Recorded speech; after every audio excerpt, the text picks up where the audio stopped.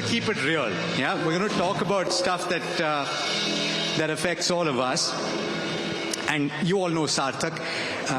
You've probably seen some of his content.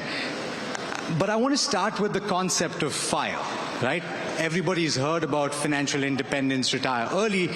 But Sarthak, I want to ask you, you're hearing this a lot more now. Our parents didn't talk about it. Parents work till they're 60, retired comfortably now. But you're hearing FIRE now. Why is that? I think it's because a lot of people have realized that, working is very different from just being able to earn money to meet their livelihood. I think working today is all about joy.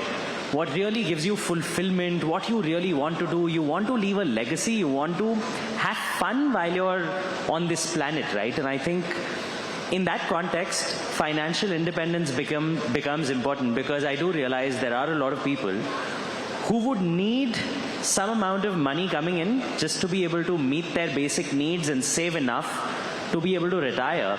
And that financial freedom where they can do exactly what they wish to do. If they want to take 2 months off and just relax and think of what is going to give them fulfillment in life ahead, so be it.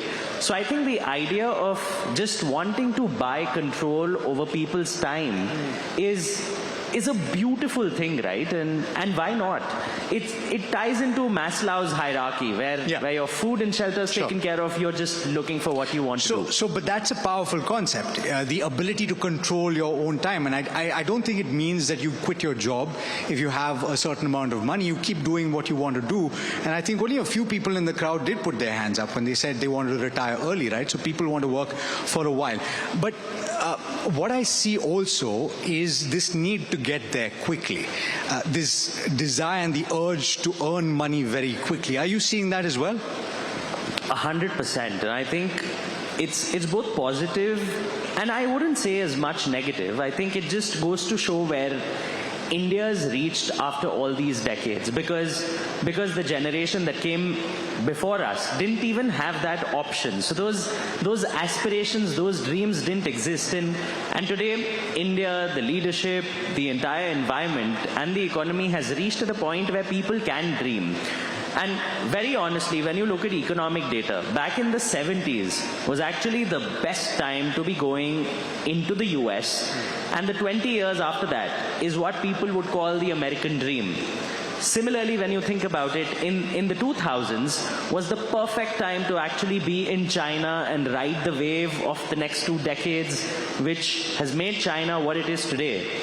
And to be honest, India right now is exactly at that per capita income and absolutely at that inflection point where people should be dreaming, because only when they do dream will they really be able to capitalize on what our economy is going to bring for all of us over the next 2 decades. And I am excited, and I'm glad all of them are excited. So that's a powerful concept, and please listen to this carefully. I wish that somebody had told me this when I was 2022 to start your SIP, start your investments right now, because you want to take advantage of that. But I do want to ask you about a concept that you've spoken about, 4 levers to wealth, right? You want to define that, because you've also said that people tend to go to the last lever first, which is not necessarily a good thing. Correct. I mean, I would say whenever you think of finance and optimizing your wealth, there are 4 levers. It always starts with the kind of income you earn. That's the first step. Moves on to your expenses, which is what kind of lifestyle you live. That leads to your savings, and the third thing that eats out of your savings are actually taxes. And the fourth thing, whatever is left, is you actually invest. And unfortunately, a lot of people tend to obsess a lot about where to invest their money in the early ages, when ideally, when you think of effort to return ratio, I think really optimizing in the early ages on how to increase your income, which is directly related to upskilling, will actually have much better outcomes in wealth creation. So I think figuring out where to invest is necessary, but if I were in my 20s and I had to pick, I would probably look at what are the skills which are necessary, which would just immediately help me increase my income, and that would have a much larger impact on my wealth creation journey. Important point that you're making there, because we're speaking today. I don't know how many of you have looked at NDTV Profit, NDTV, or read the news, or seen what Donald Trump posted, or what you know, the H-1B issue, the fact that it's going to be tougher in the near term, at least if nothing changes, for Indian IT workers to go to the US. So the reason I bring this up is that already with artificial intelligence, with so much changing in the digital landscape, we're not really certain about the outlook beyond the age of 45, particularly people in the software space. How do you deal with that uncertainty? Because you tie that with skilling yourself, upskilling yourself constantly, and investing in yourself early on. How do you ensure that you're not left behind? I think first is even understanding what do you want to be upskilled in. If I had to really bet on certain industries or knowledge of the future where a lot of wealth can be created, I would say think about it as A, B, C, D, E. When I say that, I mean A, of course, is AI and artificial intelligence. B, I would say, is biotechnology. C, I would say, is crypto and blockchain. Which is a wave which is going to come back again, and very wildly so.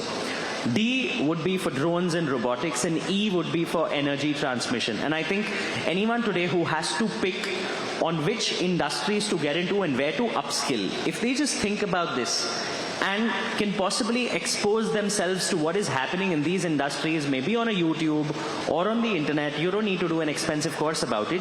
At least it will put you in the right mind frame of thinking on what are the skills of the future.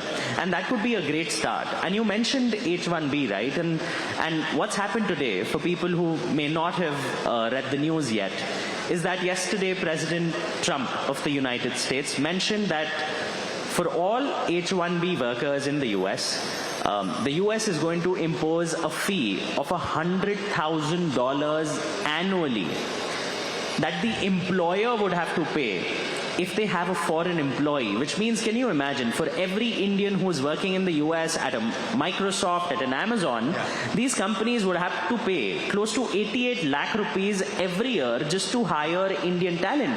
And 71% of Indians are part of that H-1B, which essentially means if this really goes through, a lot of very talented Indians are going to come back to our country. Which is a good thing, and there are opportunities as well. So that's an important point to understand. But I do want to ask you very quickly, which is, we started with get rich quickly and the idea that a lot of people want to get there faster. But you say that the middle ground is better, whereas generations in the past were more conservative. I know my dad went all out and invested in the Employee Provident Fund. He went as much as he could. He didn't invest in equity till he was 65. But then people today are trading derivatives, they're investing in equity. What, according to you, is the middle path? How would you go about it? Personally, my portfolio is just one-third into gold, into equities, and into real estate. And when I say that, I know real estate has come in much later in my life, much closer to where I am right now.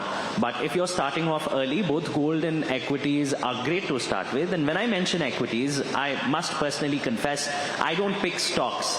I mean, I'm very happy to be investing in the index and getting close to 12-13% per annum for an extraordinarily long period of time, because I do go by Mr. Warren Buffett's philosophy, where time in the market is much more important than timing the market. And I feel if I had to really study and pick stocks, I think all that time I rather spend in upskilling myself, and that may create a lot more value in my life. Would that work for everybody, though? I think it definitely can. And you know, all financial planning essentially stems from what are you really saving for in your life. And I would say for people, if they're really saving for a retirement at a 40 and you're at 25 at the moment, right? You've still got 15 years to really make money. What would you make in 15 years if you were getting 13% or 14%? Oh, I'll give you a simple example. There's a very simple thumb rule to say, which is called the 15-15-15 rule. Yeah? And it says if you save and invest 15,000 rupees every month for the next 15 years, and it gives you about 15% per annum, you'll add up to about 1 crore at the end of that 15-year period. But can you imagine if that number of 15,000 were to keep increasing every year as you get upskilled, as you earn more? That number can actually be very close to your retirement amount, because how much money does a person need to retire in India? I have a formula for it, which is, you need $1 million for India, 2 million for the UAE, 3 million for the US, and 4 million for anywhere in the world. So I'm very happy to hear numbers like 5,000 crores today. But and $100 billion.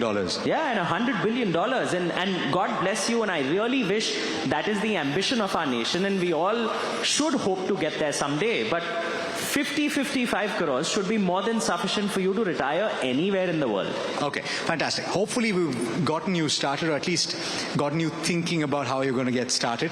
But I do have to ask you about your own personal journey, and pretty much the last question, right? You're a chartered accountant, you're an investment banker, you're an educator. There must have been some moment in your life where you questioned your decisions and you said, okay, this is that moment you need to pump yourself up. What was that hum karke dikhate hain moment for you? Oh, for me, I think it definitely comes from a bit of privilege.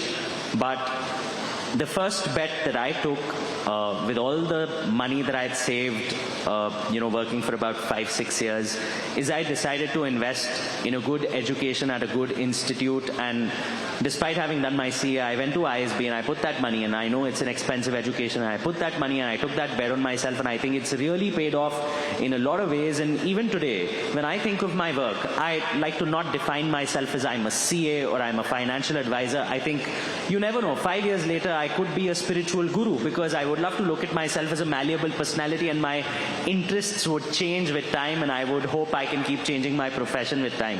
Is there a Ferrari in the offing? Absolutely. Then we can say, the monk who sold his Ferrari. All right, Sarthak, thanks so much for taking the time. Pleasure having you. Big round of applause, please.